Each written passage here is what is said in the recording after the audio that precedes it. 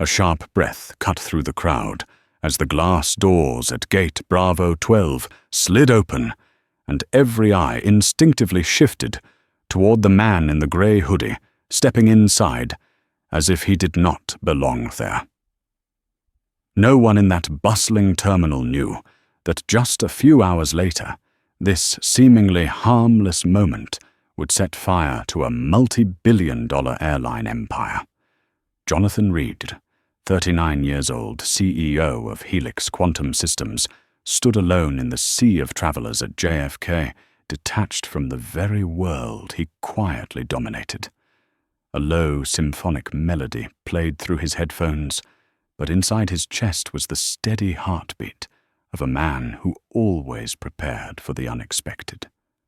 The hood draped across half his face, and the headphones concealed his deep, observant eyes. To everyone else he looked like an ordinary passenger, a little tired, a little withdrawn, a little invisible.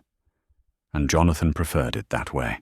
No press conferences, no entourage, no ceremony.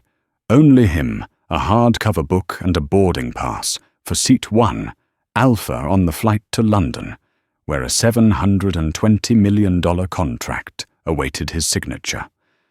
But when he settled into the window seat and watched cargo carts glide across the runway, something made him pause. A feeling, a faint tremor in his gut, the instinctive alertness of a man who had been underestimated 100 times because of who he was and what he looked like. No one looking at Jonathan would imagine he was the one who had built Helix from a tiny workspace behind a garage, the man who held the quantum encryption technology relied on by both the Pentagon and the World Bank. No one would guess he was on his way to meet the CEO of Sky America Airlines to close the biggest deal in the company's history. But in that moment, he was simply the black man in the hoodie. And the people at Gate Bravo 12 that day, especially the woman striding into the cabin with heels sharp as blades, would cling to that image and turn it into a deadly prejudice. Caroline Whitford swept in like a cold gust. Her blonde hair framed a sharply made-up face, her Burberry trench fluttered behind each confident step, and her eyes skimmed the first-class cabin with careless ownership. She glanced at Jonathan briefly, then stopped. In less than a second, her expression shifted from indifference to annoyance, annoyance to suspicion, and suspicion to a venomous conclusion he cannot possibly be sitting there. Jonathan did not see it, but he felt it, a cold shiver brushing the back of his neck, a silent warning, prepare yourself. Near the galley, Brian Keller, the gate agent, hurriedly finishing paperwork, looked up when Caroline marched toward him, her voice slicing through the air like glass. There is a guy sitting in my seat 1 Alpha. I always get 1 Alpha. You need to fix this right now. Brian blinked in confusion. Caroline shot Jonathan another look, then leaned in, lowering her voice with pointed emphasis. Look at him. He does not belong there. In the first-class cabin, Jonathan closed his book, the faint lime taste from his mineral water still on his tongue. He shut his eyes for a moment, trying to savor a sliver of calm before an important business trip. But the approaching heels tightened something inside him. Not fear, just familiarity, too familiar. Melissa Horton, the chief flight attendant, 48 years old, stood before him with a stiff, polished corporate smile. "Sir," she said in a voice both sweet and sharp, "we need you to move to seat 3. Charlie, a premium passenger, requires this one." Jonathan opened his eyes. His gaze was polite and steady, but beneath it was cold steel Melissa would never recognize. "I am sorry, but this is the seat I selected 6 weeks ago. My boarding pass clearly says 1 Alpha." Melissa's smile changed. This one was no longer customer service, it was a warning. "Sir, please cooperate. We would like to avoid any trouble." Jonathan's heartbeat slowed. He knew exactly what was happening. Not the first time, not the 10th time. But this time was different. He was standing at the edge of a disaster they had no idea they were creating. From across the cabin, Caroline folded her arms, her lips curling into a triumphant smirk, as if he were nothing more than an obstacle in her usual path. Jonathan looked at her, then at Melissa, and in that instant a thought emerged, slowly solid as stone. This time I will not step aside. Yet his voice remained gentle, calm, steady, like a man who understood that silence, when used well, could be more powerful than any raised voice. "I am not giving up my seat," Jonathan said, his tone low and clear, like metal striking glass. The cabin froze. Curious eyes followed. Phones lifted discreetly. Breaths tightened in anticipation. In that moment, an invisible spark dropped onto a pile of resentment that had been drying for a very long time. And no one, not even Jonathan, could foresee how fast that spark would grow into a blaze that would burn an entire airline to the ground in less than 1 hour. The first shove did not come from a hand.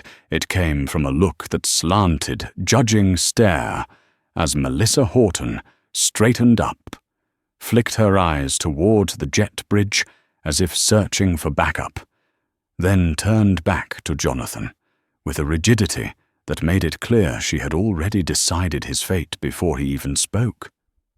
Brian Keller entered the first-class cabin with tension written across his face, beads of sweat forming on his forehead, despite the blasting air conditioning. He walked straight toward Jonathan, while Caroline Whitford lingered near the entrance, her eyes gleaming with the satisfaction of someone convinced she held the upper hand in a game she had invented herself. Sir Brian began trying to sound formal, though his voice trembled slightly. "We have a seat reassignment request. A platinum tier passenger needs seat 1 Alpha to accommodate a flight plan change." Jonathan met Brian's gaze. Not angry, not defensive, only the steady look of a man who had endured far too many misjudgments to be surprised anymore. "I already said it," he replied slowly. "I am keeping my seat." Melissa cut in immediately, her eyes sharpening. "You are making this difficult for us. Do you not understand? Someone with higher priority needs your seat." The words "higher priority" sliced through the first class, calm like metal scraping glass. Passengers shifted slightly, some ducking their heads while their eyes sneaked between the rows. In seat 1, Charlie, a middle-aged businessman, grimaced, not because of Jonathan, but because he sensed trouble spreading through the cabin. Jonathan remained composed, but deep within his chest something was turning. A part of him wanted the situation over. Quickly, switch seats, stay quiet, get the flight over, with continue the deal. But another part, the part that had faced too many judging eyes and too many closed doors because he did not look like the right kind of person, was stirring, breathing hard, rising, and this time he did not silence it. "I am not changing seats," Jonathan repeated each word, slow and sharp, like a blade fresh from the forge. Caroline's smile twitched sharper, brighter. She stepped fully into the cabin, her heels striking the floor with the confidence of someone claiming territory. "This is ridiculous," Caroline said loudly enough for the entire cabin to hear. "There is no way he could have paid for that seat. This is obviously a mistake." A snort of laughter came from seat 2 Bravo. A young woman covered her mouth, and the man beside her looked Jonathan up and down with the cheap suspicion Jonathan had seen far too often. Brian glanced at Caroline, then at Jonathan, as if trying to reconcile two clashing images, a proud self-declared platinum member and a black man in a hoodie. Caroline's words slipped into his ears like evidence. "I am calling security."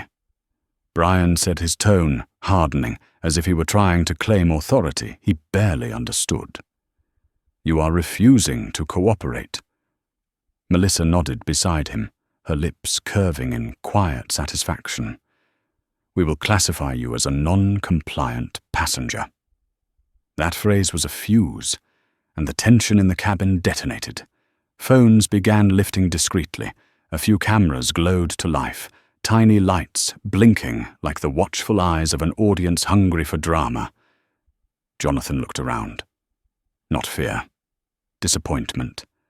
A deep, heavy disappointment because he had hoped just once that people would see the person before judging the hoodie. He removed his headphones and folded his book on the small table. The gesture was gentle but carried a cold finality.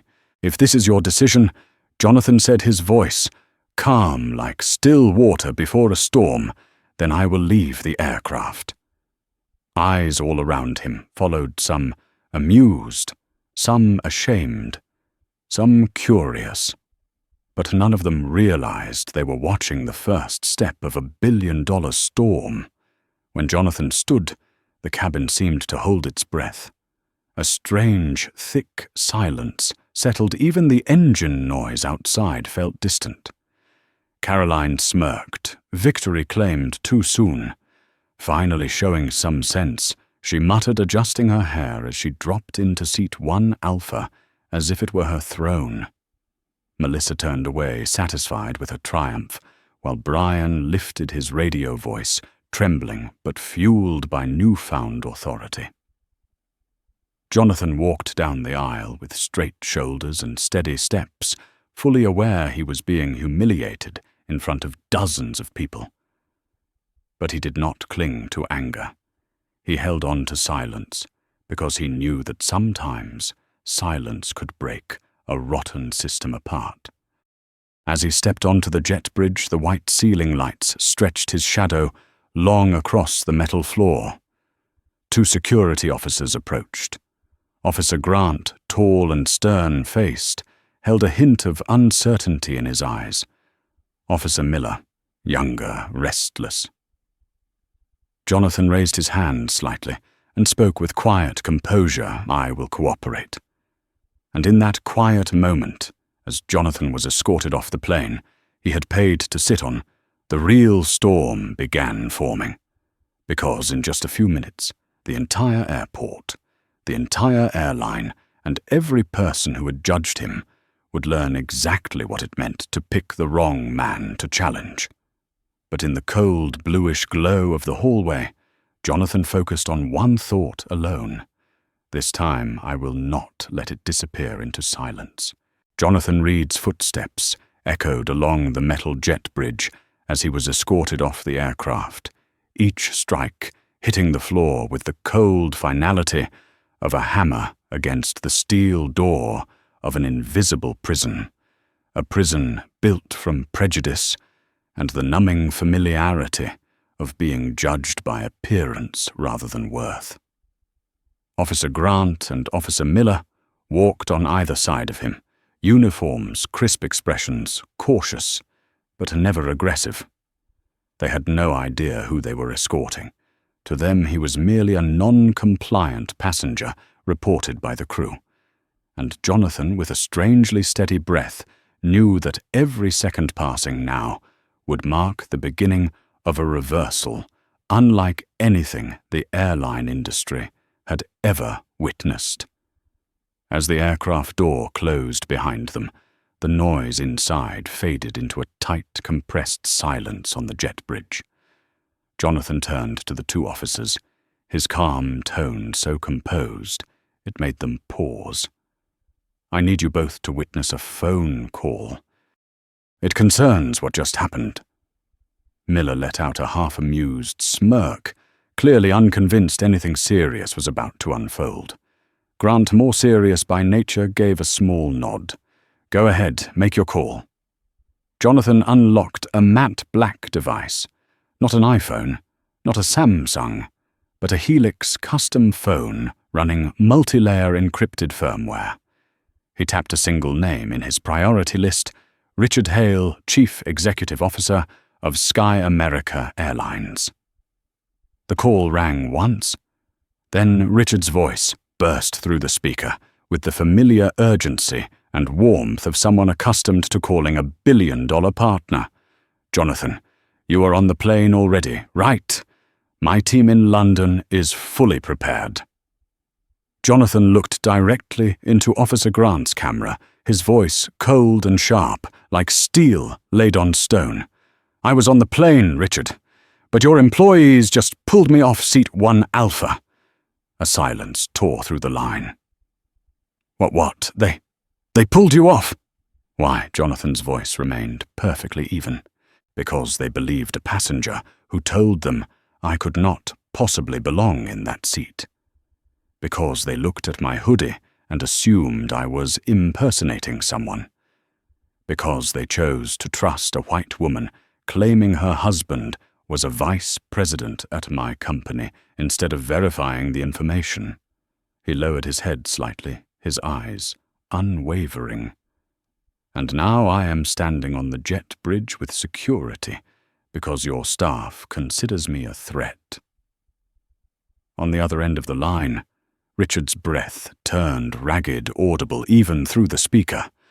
"Jonathan, this is dear God, I cannot believe." Who did this? Jonathan did not need to raise his voice. His calmness carried more weight than anger ever could.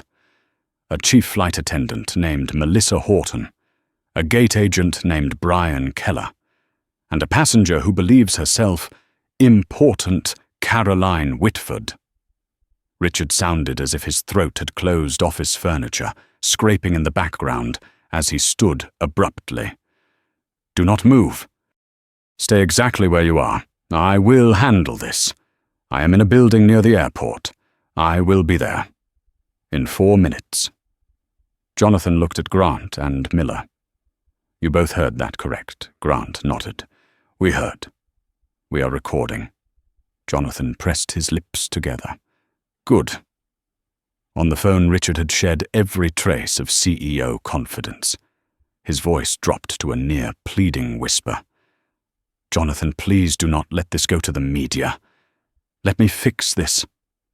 Jonathan spoke a sentence that froze the blood in Richard's veins. "It is not my decision anymore, Richard. Your system has already put itself under the guillotine." The call ended. Grant stared at Jonathan, and his entire demeanor had shifted. No more suspicion. No more distance. Only the dawning realization that the man in front of him was standing at the epicenter of an industry earthquake. Inside the aircraft, events were unfolding like a tense film.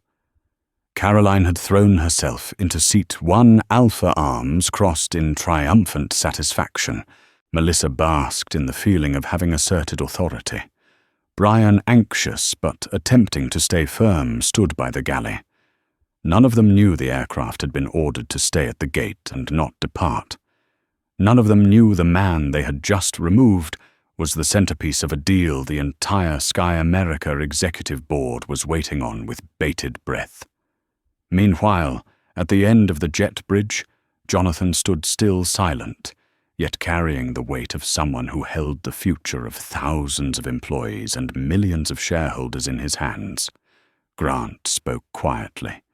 "So you are really the CEO of Helix?" "Yes," Jonathan answered. "My contract alone could sustain Sky America for 10 years, but today they burned it themselves. Not boasting, only stating a fact, straight as a line on a business plan." Then the pounding of hurried footsteps echoed down the corridor. A man near 50 salt and pepper hairsuit, wrinkled from sprinting, ran toward them, as if the world were collapsing beneath him. "Richard Hale, Jonathan." Richard gasped. You are still here. Thank God." He turned to Grant and Miller. "I am the Chief Executive Officer of Sky America. These individuals have made a catastrophic mistake. I will handle this personally." Richard stormed into the cabin. The moment the door opened, the first class, air turned icy.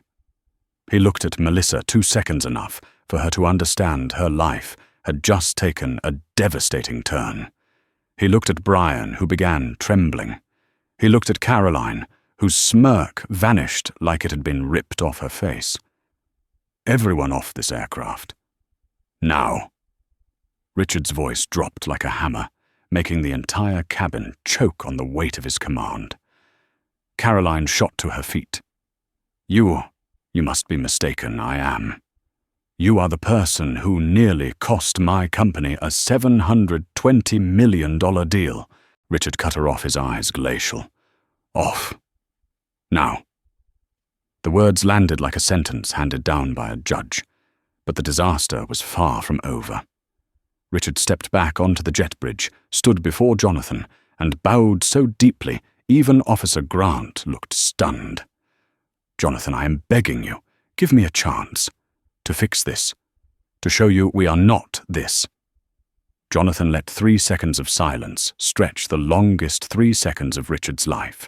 Then he answered, not angry, not emotional, only delivering the cold truth of a man who had nothing left to prove. Richard, you do not need to fix this for me. You need to fix this for your culture. And that was the moment the fate of Sky America began its free fall. The moment the cabin door swung open, the entire first-class section seemed to freeze as Richard Hale's furious gaze swept across every face, leaving a trail of cold dread along the spine of anyone who met it. Caroline Whitford, who, minutes earlier, had strutted like a queen in seat 1. Alpha now shrank into herself as the CEO of Sky America marched straight toward her, his eyes bloodshot with rage, his salt and pepper hair still damp with sweat from sprinting from his office to gate Bravo 12 in record time. Mrs. Whitford, Richard growled each word heavy enough to erase the sound of every other breath in the cabin. Do you have any idea what you have just done? Caroline forced a distorted, trembling smile, her voice quivering like someone standing inches from a blade. I was only claiming the seat I deserve. Richard cut her off, his voice sharp as steel. That seat was not yours, and you had no right to fabricate a story about your husband being a vice president at Helix. Caroline's face drained of color, her lips trembling as her eyes darted around for an escape in a room with no doors. I thought you thought that because he was wearing a hoodie, he could not possibly be the CEO of our most important partner. Richard raised his voice, so even those pretending not to listen were forced to hear. You thought your arrogance could shield the blatant discrimination behind your behavior. A strangled sob caught in Caroline's throat, but Richard no longer looked at her. He turned to Melissa Horton, who stood as rigid as a hollowed piece of wood, her face pale as ash. Miss Horton, he said, his fist so tight the tendons stood out. Do you remember being the first person to check Mr. Reed's boarding pass? Melissa opened her mouth, but no sound came out. Jonathan Reed, the man she had dismissed without hesitation, stood only a few steps away. His expression was not angry, not vengeful, only terrifyingly calm, the kind of calm that came from someone who knew truth alone could end an entire argument. Melissa finally choked out her voice, breaking, I did check, but I thought there must have been a mistake because he was wearing a hoodie, Richard finished delivering the final verdict. Because he did not match your idea of someone who could pay for seat 1 Alpha. Melissa burst into tears, not from remorse, but from the realization that her 20-year career was crumbling into dust in the span of 5 minutes. Brian Keller, standing behind her, looked even worse. He trembled so violently that the badge on his uniform rattled. When Richard turned his attention to him, Brian seemed to shrink in place. And you, Richard, said you believed a passenger over the manifest. You ignored every protocol we have. You chose to trust prejudice. I was under pressure, Brian stammered. She said her husband was what Richard exploded, making the entire cabin flinch. A vice president at Helix. A blatant lie you could have verified in 3 seconds. Caroline covered her face, tears streaking through her mascara like ink spilling across a page. Brian collapsed onto the nearest seat, gasping. Melissa clung to a headrest, as if trying to hold on to something that was already falling into a void. But Richard did not let any of them regain their footing. All of you, he ordered out of the aircraft. Now. Melissa tried once more, her voice soaked in desperation. But I still have my mortgage, and that is no longer my concern, Richard replied, voice like ice. I am supposed to sign a $720 million contract tomorrow. You have just made it disappear. The moment Richard said the word disappear, the cabin seemed to stop breathing. Passengers holding up their phones to record did not dare move. No one wanted to miss the moment an entire corporate structure began collapsing from within. Security stepped in to escort Melissa. Brian followed, barely able to stand. Caroline clutched at Richard's arm, mascara, dripping like spilled ink, but Richard gave her only one sentence. You will be hearing from our legal team soon. As the three of them were led out of the aircraft, they were met with a storm of shocked and judgmental stares. But the humiliation was far from over, because standing at the end of the jet bridge was the man they had insulted, belittled, and dismissed. Jonathan Reed stood, tall hands in the pockets of his hoodie, the neon lights casting a cold sheen across his composed face. Melissa's knees buckled the moment she saw him. Brian stared at the floor, unable to lift his head. Caroline could barely stay upright, gripping the railing for support. Jonathan simply looked at them, not with hatred, not with revenge, but with the kind of quiet presence that made people understand silence could wound more deeply than any accusation. And in that instant, the three of them finally understood the brutal truth: they had chosen the wrong man to humiliate. They had chosen the wrong man to underestimate. And they had chosen the wrong man to antagonize. Because the quiet, reserved figure in front of them was someone who could end their careers with a single sentence. Officers Grant and Miller watched in stunned silence, feeling as though they were witnessing an execution carried out without a single touch. Richard stepped out behind them, looking at Jonathan like a drowning man begging for a lifeline. Jonathan Richard began his voice, heavy with the weight of his entire company. I know an apology is not enough, but I will do everything in my power to make this right. Jonathan folded his arms. His gaze was not sharp like metal, but heavy like stone. Richard, he said, his voice deep and steady, like the rhythm of helicopter blades moments before impact. You cannot fix what was never built correctly. And right there, in the cold, fluorescent hallway of JFK, the fate of 3 disgraced employees and the future of an entire airline began to fracture beyond repair. Caroline Whitford was almost dragged out of the jet bridge as 2 security officers guided her toward the waiting area. She stumbled, her high heels clattering against the metal floor, her blonde hair disheveled with tears and sweat, her makeup cracking into blotched streaks across the face she always kept flawless. But what truly made Caroline tremble was not being removed in front of dozens of witnesses. It was the sight of the man she had mocked standing only a few meters away, calm like a verdict that needed no judge. Her ragged breathing echoed through the corridor, blending with airport announcements and the distant rhythm of footsteps. Caroline sucked in a shaky breath and dug into her purse for her phone, the last lifeline in a world collapsing beneath her feet.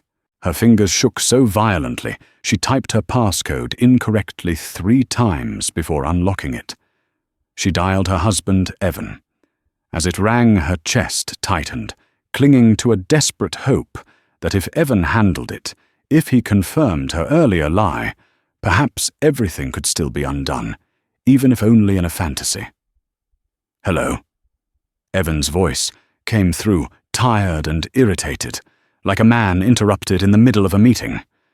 Evan Caroline burst into sobs, her voice cracking with panic. They kicked me off the plane. They humiliated me in front of everyone. They said that man is Caroline." Evan cut in his tone, stretched thin with tension. "Can you be quick? Caroline nearly screamed. "Evan, they said the man I kicked out of seat 1 Alpha is the CEO of Helix. They said you are not a vice president. They are saying I lied." Silence filled the line. Not the silence of shock, but the silence of utter soul-crushing despair. Evan Caroline whispered, "Are you still there?" When he finally spoke, his voice no longer sounded like the steady man she relied on, but like someone watching his entire life slide off a cliff. "What did you say?" Evan whispered. "What did you say exactly?" Caroline looked around wildly and swallowed her tears. "I told the airline staff that you are a vice president at Helix, that you could make them switch seats." Caroline Evans' voice cracked. "I am a logistics team lead. I do not even make 6 figures. You said that in front of airline staff, in front of passengers. You used my name to get a seat. Do you understand? I could lose my job because of this." Caroline clutched the metal railing, her breath collapsing. "Evan, if you tell them it was true, if you tell them I did not mean." "How can I say that?" Evan shouted so loudly, Caroline and several people nearby jumped. "Caroline, the man you kicked out of seat 1. Alpha is Jonathan Reed, the CEO of my company. The man the entire executive board is trying to keep happy so we do not lose a $720 million contract." Caroline shook her head, violently refusing to accept it. No, he was just some guy in a hoodie." "That is how you saw him," Evan snapped. "And now you have destroyed everything. You destroyed my reputation. You destroyed my career. You destroyed everything." Caroline cried without sound, her whole body shaking as if she were standing in a freezing wind. "Evan, please say something." But what happened next felt like a cold blade touching the back of her neck. A man's voice spoke behind her. "Give me the phone." Caroline jolted and turned. Jonathan stood there, calm like a storm that already knew its path. He was not angry. He was not hostile. He did not even look at her like an enemy, but like someone staring at a massive mistake, dragging an entire family down with it. Jonathan held out his hand. "Phone." Caroline handed it over without thinking. Jonathan placed it to his ear. "Evan Whitfordes." Evan replied, his voice nearly hollow. "This is Jonathan Reed." A dead silence followed. No breathing, no words, only the faint hum of the line. "I'm standing at gate Bravo 12, Jonathan continued. "Do you know what your wife just did?" Evan inhaled sharply, so forceful that Caroline heard it from where she stood. I'm sorry, Mr. Reed. I apologize on her behalf. I didn't know she—" "You do not need to apologize for her, dear," Jonathan said, his tone soft but sharp as a honed blade. "You will apologize for your part. My part," Evan choked. "Your wife used your name, your position, which she invented to pressure Sky America staff. She claimed to represent you, under corporate law that makes you complicit." Caroline stared at Jonathan, like he was handing down a sentence. Evan's breathing turned frantic. I will come there. I will drive. I will. No need. Jonathan cut him off. You will not come here. You will not meet me.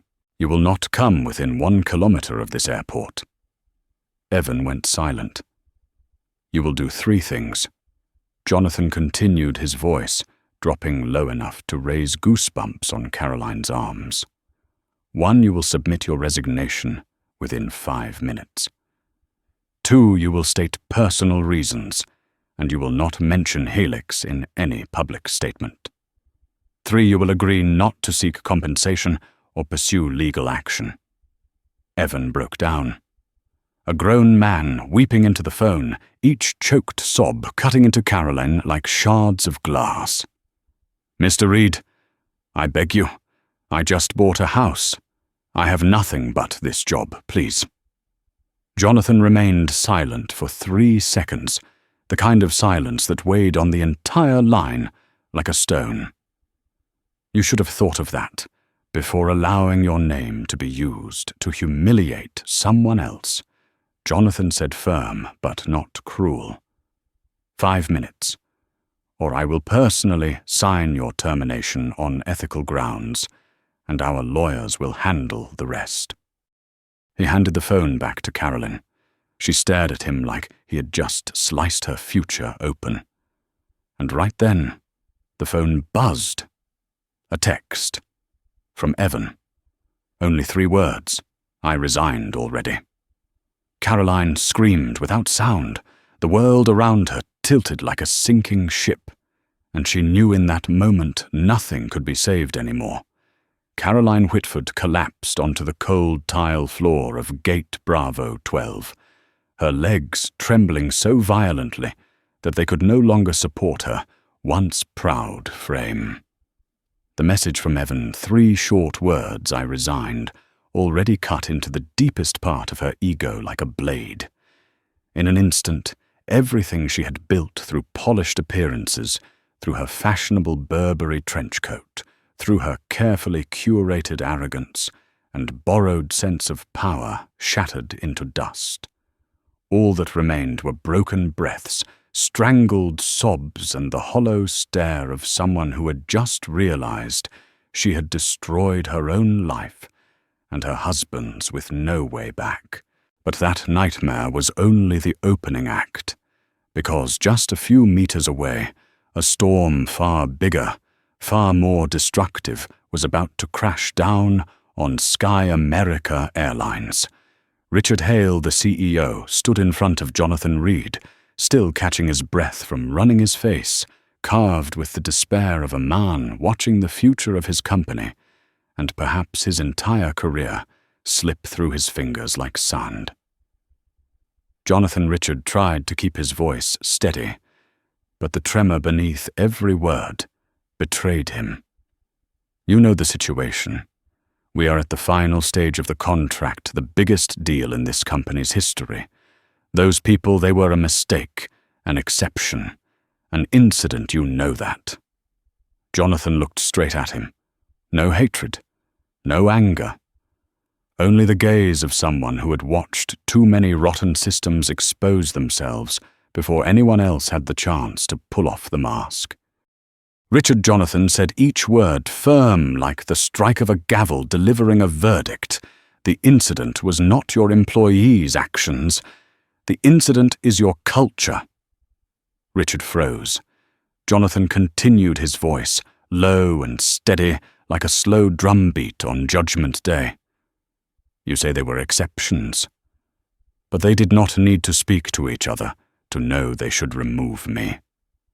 They did not need coordination to trust that woman simply because she fit their idea of wealth. They did not need instruction to decide I did not belong in that seat. They acted the same because they were shaped by the same way of thinking. A wave of murmurs rippled through the passengers gathered at a distance. Richard swallowed hard, his throat dry as a desert. I will fix this. I will punish every one of them. I will. The problem is not a few individuals, Jonathan interrupted. The problem is a system that assigns value to the wrong things. Jonathan pulled out his phone, his fingers moving with the ease of someone who had already made his decision long before this moment. What are you doing?" Richard asked, panic sharpening his voice. Jonathan glanced at the screen, then looked up. "I am ending the contract. Right now." Richard staggered back, as if someone had struck his chest with a hammer. "No, Jonathan, you cannot. This contract is the backbone of the entire airline." I told you already," Jonathan said. "I do not do business with a system that judges human worth by the clothes they wear." He pressed send. And what happened next was like dropping a bomb in the middle of the airport. Notification tones erupted everywhere. Phones buzzed. Red alerts flashed on screens. A man in a grey suit looked at his phone and shouted, "Oh my God." Breaking news from Associated Press. Helix withdraws from $720 million contract with Sky America due to discrimination incident. A woman nearby gasped, covering her mouth. Sky America stock is down 12%, no 18% in pre-market trading. A younger man yelled, "It is halted. Trading is halted," Richard heard each sentence like a blade piercing deeper. His hands trembled as he pulled out his own phone and saw the emergency alert from his board of directors. Details of B-12. Incident now public across all major news outlets. Emergency meeting in 15 minutes. Explain immediately. A second notification appeared from the CFO company. Value has evaporated. $2.7 billion in 8 minutes. Richard nearly collapsed. He looked at Jonathan like a drowning man, grasping for the last floating piece of wreckage. "Jonathan, I am begging you. Tell the media you do not blame the airline. Say this was a misunderstanding. I will fire everyone. I will." Jonathan met his eyes, and his voice held no cruelty, only truth sharpened to a perfect edge. "I am not the one doing this, Richard. Your people are. But if you do not confirm otherwise, you should not be worried about whether I confirm anything," Richard Jonathan said, each word slow like footsteps approaching a cliff's edge. "You should be worried because I told the truth."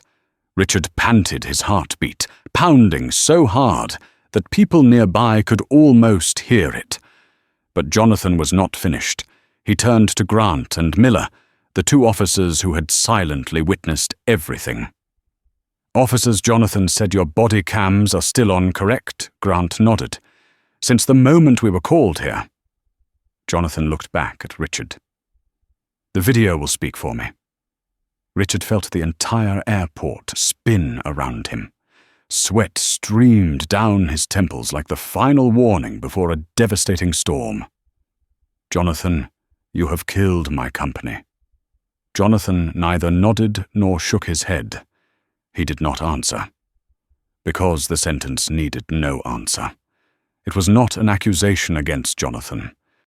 It was Richard's confession about his own system. And across the hall, Caroline still sat, collapsed on the floor, staring blankly at her phone, at the resignation email Evan had already sent. No one needed to say a word. Everyone in the airport understood. Within 15 minutes, one family had lost everything. And within 8 minutes, an entire airline had lost nearly $3 billion. And it all began with a hoodie. The air around Gate Bravo 12 felt thick like cold fog, not because of the weather, but because of the tension weighing on every witness. Fear clung to each breath, especially to the Sky America employees, summoned urgently before their CEO, like guilty offenders, dragged into a medieval square for judgment. Richard Hale stepped back into the cabin, and the fury inside him was no longer thunderous rage, but a crushing, silent pressure. the kind that precedes the final and most devastating storm. His hair was damp with sweat, his tie crooked his face, twisted with the shock of the downfall he had just witnessed. And in the dead quiet of first class, the sound of his footsteps alone was enough to make everyone flinch. Melissa Horton sat collapsed on a spare seat, her eyes swollen, and red mascara smeared hands gripping the armrest like it was the only thing keeping her from falling into the abyss. Brian Keller clenched his fists so tightly, his nails dug into his skin, his face drained of color, his legs giving out as he leaned against the cabin wall like a man who had just heard his death sentence. And Caroline, who had triggered the entire disaster, was now nothing but a trembling shadow, shaking like a sheet of paper in the wind, eyes wide stripped of her former smugness, left only with raw, desperate panic. Richard looked at all three of them, his gaze as sharp as a blade, carving through each person in turn. When he finally spoke, his voice was not loud, but powerful enough to make the entire cabin shiver. "Do you have any idea what has just happened?" No one answered. No one dared. Richard did not wait for a response. "The $720 million contract is gone. The entire stock market is calling Sky America a discriminatory airline. Our shares are frozen. The board has called an emergency meeting, and all of it because of 3 people." He tightened his fists, inhaling deeply, but even breathing seemed difficult. 3 ordinary employees hired to do their jobs, but who chose instead to follow their personal prejudice. Melissa broke down her voice, a choked, pleading wail. "Mr. Hale, I did not mean to. I thought I was serving the right person." Richard stepped closer, bending down, his eyes piercing through her like icy arrows. "The right person, or just the person who made you feel comfortable? The one who fit your narrow idea of what a VIP looks like?" "No," Melissa shook her head frantically. "You did not check the manifest," Richard said sharply. "You did not check the boarding pass. You did not even check the system. You checked only the passengers' skin color and their clothes." Melissa covered her face hands, trembling violently. Brian wiped his tears, clinging to one last shred of hope. "I was pressured. Caroline said her husband was a vice president at Helix. I thought it was true." "You thought Richard roared the sound, bursting out like an explosion inside the cabin. A flight employee acting on a guess. You didn't need to know anyone's title. You needed to read the manifest. But you preferred the voice of someone who sounded like a first-class regular. You trusted your bias more than the data." Brian dropped his head like a tree with its roots severed. Then Richard turned to Caroline. For a moment, the air itself stopped moving. Caroline stared at him with wide, trembling eyes, her voice thin as a thread.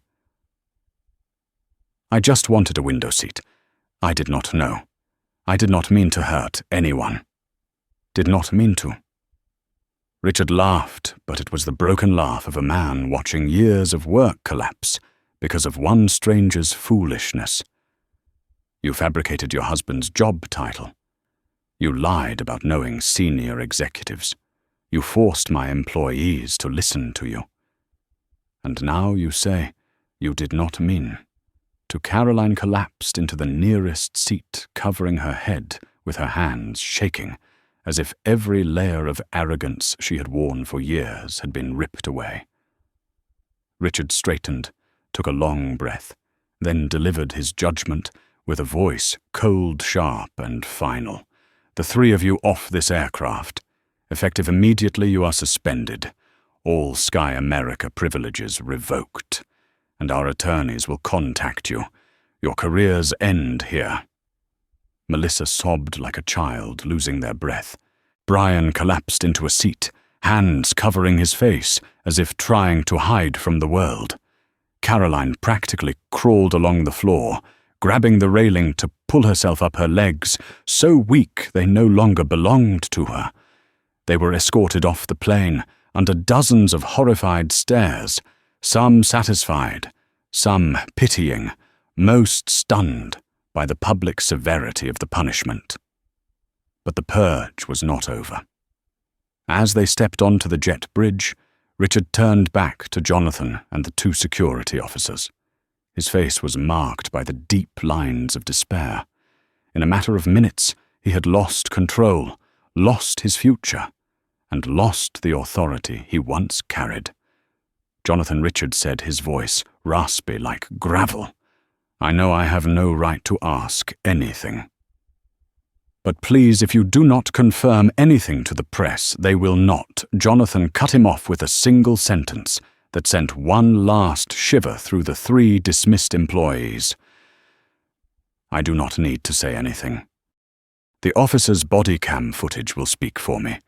Grant nodded. "We will submit all evidence according to legal protocol." And at that moment, Caroline truly shattered, because she knew the truth was now unescapable. The footage of her shouting at staff, lying demanding the seat, her condescending glare at Jonathan, all of it had been recorded. No loopholes, no excuses, no place to hide. At the far end of the hall, as the three were escorted away, a passenger whispered to the person beside him.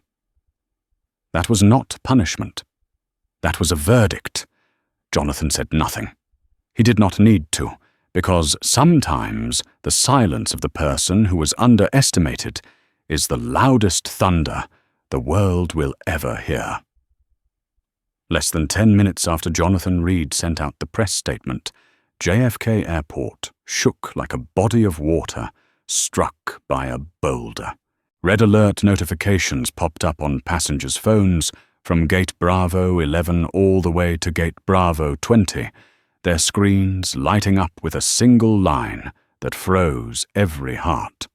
Breaking helix. Quantum Systems cancels $720 million contract with Sky America Airlines following severe discrimination incident. Immediately, dozens of phones were raised. Urgent calls burst through the waiting area. Passengers whispered to one another, pointing toward Gate Bravo 12, where the entire disaster had unfolded. It felt as if the entire airport had become a vast auditorium, every gaze locked on one man, Jonathan Reed, the man in the hoodie who had shaken an entire airline to its foundation in less than 1 hour. Meanwhile, Richard Hale, once the commanding force atop Sky America's hierarchy, now stood in the center of a catastrophic information storm, looking like a warrior stripped of armor. His face was pale, his hands trembling uncontrollably. His phone vibrated non-stop in his pocket, relentless, urgent like death knocking at the door.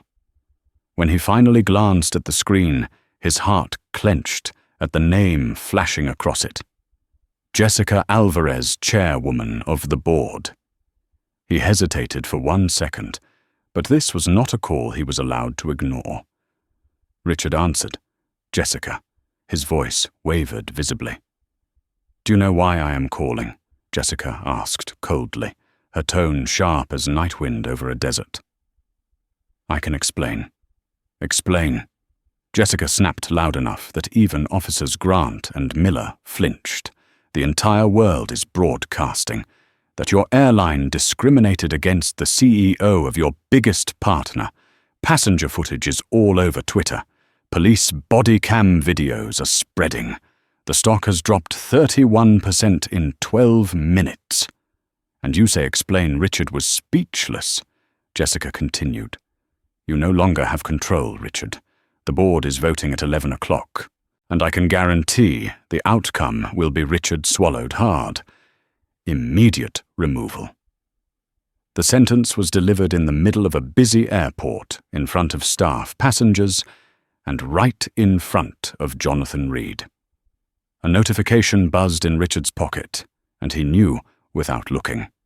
His 20-year career had ended with a phone call lasting less than 2 minutes.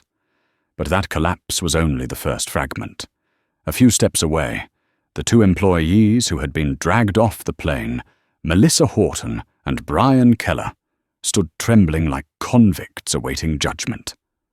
Melissa covered her face, black mascara streaming down like melting wax. Brian clutched the railing, breathing in short, ragged bursts, his eyes red. Then, as if slicing deeper into their despair, Melissa's phone rang. The caller ID read, "Sky America Human Resources Department." Melissa answered hands, shaking so violently she nearly dropped the phone. "Hello, I know I am sorry, I will, Miss Horton," a man's voice said. "Sharp as a razor, the board has reached its decision. You are terminated effective immediately for severe misconduct and discriminatory behavior. All company privileges are revoked. Pension benefits suspended. The airline will proceed with the necessary legal actions." Melissa collapsed like a puppet with its strings cut. She could not even cry anymore, only a broken, rasping breath left in her hollow expression. Brian received an identical call with one additional sentence. "Mr. Keller, your video is spreading at alarming speed. You should prepare for media attention."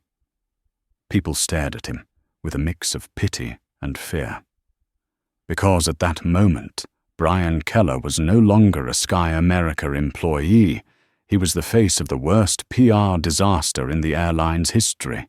As for Caroline, she still sat on the floor like a discarded doll, lifeless, clutching her purse with trembling hands, her vacant eyes fixed on Evan's final message. "I resigned already." But the tragedy was far from over. Because when a breathless airport communications staffer ran toward them, panic all over her face, everyone realized a new wave was about to crash. "Mr. Hale," she gasped. "The bodycam video leaked. CNN, BBI, and AP are all broadcasting it, live. And the hashtag SkyAmericaGate is #1 worldwide." A strangled cry escaped Richard's throat. No, this cannot. But it could, and it was. Footage of Melissa pointing at Jonathan Bryan, yelling, "He does not belong in that seat," and Caroline smirking as Jonathan was escorted off the plane. Every clip flooded social media like wildfire, tearing across dry forest land. A nearby passenger lifted his phone, incredulous. "My God, the video has nearly 2 million views in 3 minutes. Another chimed in. "Oh my God." Helix's official account retweeted it. And in that moment, everyone understood. This was no longer an incident. It was an apocalypse. Richard slowly lifted his head and stared at Jonathan Reed, who stood at the eye of the storm with utter calm, his expression free of hatred, free of anger, carrying only the quiet certainty of someone who knew justice sometimes comes not through shouting, but by exposing the truth. Jonathan spoke his voice, deep, slow, and heavy, as a judge's gavel striking the bench. "I didn't do this. Your actions did this." And those words carved themselves into stone, marking the moment an entire airline was blown out of the sky simply because it judged a man by his hoodie. Because when prejudice becomes strong enough to blind people to truth, the consequences become strong enough to drown an empire. Jonathan walked away, while Richard stood amid the smouldering ruins of his career, head bowed, as he finally understood. The hoodie did not create the storm. The contempt in their eyes did. The media firestorm hit Sky America so fast that no one inside the company had time to breathe, let alone respond. Within 30 minutes of the contract cancellation, breaking news alerts from CNN, NBC, Fox News, and even Al Jazeera simultaneously broadcast the footage captured from Officer Grant's body cam, showing Melissa Horton snapping at Jonathan Brian Keller, calling for security, and Caroline Whitford shouting at staff, "Get him out. He does not belong in that seat." Those words, replayed crystal clear in front of millions of viewers, becoming the humiliating stain that would cling to their names for the rest of their lives. Within an hour, the hashtag hoodie CEO surged to #1 worldwide, followed by Sky America Gate and Justice for Jonathan. Analysis videos, reporters stationed outside Sky America headquarters, experts discussing discrimination on national television, all of it exploded across every platform, like fireworks in broad daylight. At Sky America's headquarters in Denver, the executive offices trembled under the weight of non-stop calls from major shareholders, news networks, and even government officials. The Department of Transportation demanded an immediate report. The Federal Civil Rights Office opened a formal inquiry. Several senators issued letters requesting a congressional hearing on racial discrimination in the aviation industry. What began with a hoodie had turned into a nationwide earthquake. On another floor of that same building, the Human Resources Department scrambled to process the termination files for Melissa Horton and Brian Keller. Their names were added to the no-hire list across the entire aviation industry, meaning no airline would dare employ them again for fear of inheriting the scandal. Melissa's desperate apology, emails to other companies, began receiving cold, formulaic replies. "We are unable to consider your application at this time." Brian Keller, after being fired, reached out to friends in logistics, hoping to find a job. But when the clip of him shouting, "Call security, he is impersonating someone important," went viral, he discovered that doors that once welcomed him had slammed shut. Even his closest friend texted him, "Sorry, man. The boss said hiring you would cause backlash." Brian collapsed beside his kitchen table, hands gripping his head, unable to cry, his entire body trembling like someone struck by fever. And Caroline, her downfall was the cruelest of all. After Evan sent his resignation, news of the incident reached his company. Within 3 hours, his co-workers knew. 4 hours later, their landlord emailed a warning about the upcoming mortgage payment Evan could no longer afford. Caroline received fewer than 5 messages from her so-called close friends, all carrying the same implication. "Sorry we cannot be associated with you." That was how the upper class protected themselves, by discarding liabilities as fast as possible. Caroline glanced around the house in Westchester, once the venue for her elegant wine parties, now colder than ever. Its luxurious spaces had become a bitter reminder that her opulence was nothing but a thin coat of paint over the fragile foundation of arrogance and delusion. Social media didn't spare her.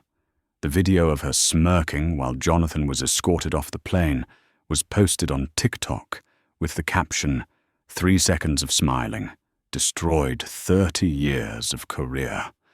The comments were filled with outrage, mockery, and condemnation. Caroline read them one by one, each line cracking her spirit even further. But the deepest cut came from Evan's final message, before shutting off his phone entirely. "I cannot keep living with someone who uses my name to step on others." In stark contrast to this chaos, Jonathan Reed stood at the center of the airport, like the calm eye of the storm. He was not shouting, not seeking cameras, not attacking anyone. He simply let the truth speak for itself. Officers Grant and Miller, who had witnessed everything firsthand, stood beside Jonathan with visible respect. Their willingness to verify Jonathan's identity and admit their initial misunderstanding earned them praise across law enforcement circles for their professionalism. As for Richard Hale, the man who once sat at the pinnacle of Sky America, he now sat alone in the airport's VIP lounge, head bowed, his face ashen. He knew the board would show no mercy. He knew the upcoming meeting was nothing more than the final ritual before his permanent removal.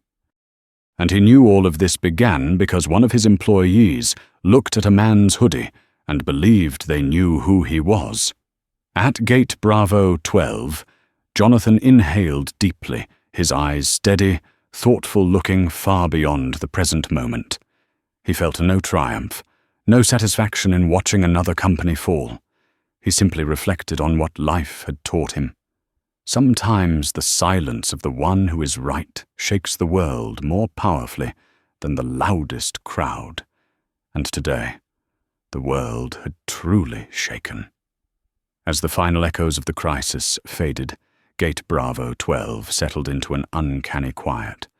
No more shouting, no more crying from those who had just lost everything, no more phones exploding with media alerts. Only the distant airport announcements and the steady footsteps of travelers, unaware that they had just witnessed one of the most pivotal moments in the history of American aviation. Jonathan Reed stood in the warm, dim light of the hallway, hands tucked into the pockets of his hoodie, gaze drifting through the glass toward the runway shimmering under the last glow of the day. He could feel the storm still spinning around him, the media storm, the public uproar, the fury of shareholders, the collapse of an airline once ranked among the top 3 in the United States. Yet inside his mind was calm, perhaps because Jonathan had never created the storm. He had simply stood still while others revealed who they truly were. A young communications staffer approached nervously. "Mr. Reed, we have just been informed that more than a dozen media outlets are waiting for you in the main hall. CNN, the New York Times, BBC, they all want an interview." Jonathan turned slightly, his expression serene. "I have nothing more to add." "But sir, this is—" "The truth has spoken for itself," Jonathan replied. "I do not need to repeat it." She nodded, unable to argue. She knew this was not a victory Jonathan wanted to flaunt. It was a truth that demanded to be seen. And nothing is more powerful than a truth finally witnessed by those who once looked away. As she walked off, Jonathan's phone vibrated lightly. "An international number," he answered. "Jonathan Reed." A clear, sharp female voice rang out. "This is Sarah Livingston, CEO of Atlantic Crown Airways." Jonathan narrowed his eyes slightly, focusing on the commanding tone. "I think I know why you're calling." "Good," Sarah said, her confidence unmistakable, like someone striking at the perfect moment. "Because I have watched the entire video, read every report, and let me be blunt, Sky America destroyed itself. And I do not intend to waste the opportunity they foolishly threw away." Jonathan remained silent, letting her continue. "Atlantic Crown is prepared to reopen the entire negotiation package Helix proposed. We will not only match Sky America's offer. We intend to exceed it." "How much?" Jonathan asked calmly, betraying no hint of excitement. Sarah let out a short, sharp laugh. 10% above the original contract value, and not a 5-year contract like Sky America wanted. "I want a 7-year exclusive partnership." Jonathan lifted his gaze slightly, not surprised but acknowledging the weight of the offer. 7 years and a long-term advisory seat on my strategic board, Sarah added swiftly. "What do you think?" Jonathan looked out toward the runway. The evening sun glinted across the wing of a waiting Gulfstream G700, its silver body gleaming like an invitation. "Where are you?" Jonathan asked. "I am in my London office," Sarah said. "But my pilot is in New York. If you agree, he will bring the G700 to the private terminal within 20 minutes. Jonathan's lips curved into a faint smile, visible to no one, but enough for him to feel destiny shifting. "Send the aircraft," Jonathan said. "I will sign the contract in the air." "Delighted to work with you, Jonathan Reed." Sarah replied, her voice sharp as a freshly cut diamond. "And let me say this, not because you were the victim today, but because you are the only man in this industry who managed to evaluate an entire system in a single morning." The call ended. Jonathan slid the phone back into his pocket and walked toward the exit leading to the private aviation terminal. Grant and Miller stood there solemn, as if they were witnessing something few people ever did, the collapse of one empire and the birth of another. Jonathan nodded to them, a gesture filled with gratitude and respect. "Thank you, both of you. Your professionalism saved me from a much bigger mistake." Grant answered with a steady voice. "No, sir. You saved us from a broken system we had never clearly seen before." Jonathan stepped outside. A sleek black sedan waited to take him to the private terminal. He glanced one last time at Gate Bravo 12, the origin of the entire earthquake, the place where he had been treated like an imposter because of a simple hoodie, the place where an entire system exposed its flaws through the behavior of those who wore its uniform. Then Jonathan turned away, climbed into the car, and the door closed behind him. The engine hummed low and steady as it carried him away from the chaos toward a new horizon, one where he was not just the CEO of a quantum technology empire, but the man who had forced an entire industry to confront itself. From the perspective of an expert in organizational culture and human behavior, what happened at Gate Bravo 12 was not merely the failure of one airline, but a distilled portrait of how prejudice quietly operates within any system.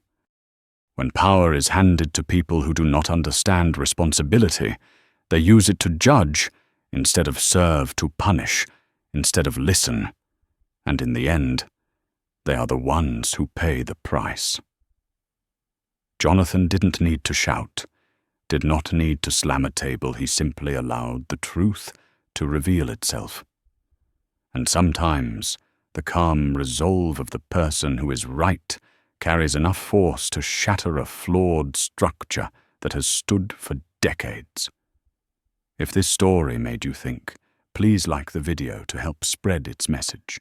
Subscribe to the channel so you do not miss the journeys where justice speaks in its most powerful form, and comment the phrase "stand up" to remind each other that every real change begins with someone who refuses to bow to injustice.